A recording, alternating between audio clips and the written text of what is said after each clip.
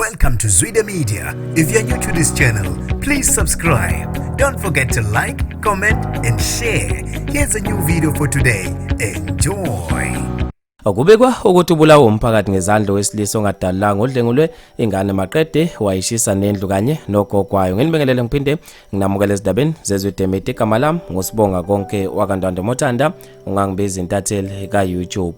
Ubulawe umphakathi ngezandla owesilisa ongadalanga igama nesibongo wase Eastern Cape emcelwane koCentana okube ukuthi udlengula ingane eneminyaka u12 izolo. Umama wengane uthathe enye ingane wayofuna imonto ezophuthumisa indodakazi yakhe esibhedlela ukuze izokwazi ukuhlolwa. Kubikwa ukuthi ngesikhathi umama esaphuthuma eyofuna imonto ezophuthumisa indodakazi yakhe esibhedlela kube sekubuya umlisa washisa ingane eshiwe umama kanye nogogwayo le abeyidlengulile wabashisa nendlu basha banqonqa. Usinde umama kanye nengane le abehambe naye ethu uyofuna imoto. Umphakathi ubusuthi ukuthela uganunu wabo wamhlasela lo wesilisa wambamba wambopha wamshaya waze washona. Abantu ke babe nokuphawula kwahlukahlukene ezikundleni zokuxhumana ngalo loludaba. Umashezi noxolo Zuze uthe sonele baba emhlabeni wakho sicela intethelelo sekwanele wabesefaka ama-emoji enhliziyo ezibhukile. Uthabiso Mbelaso uthe hayi ngeke isibhamu sami ngibuya naso ekhaya this time ngizohlala naso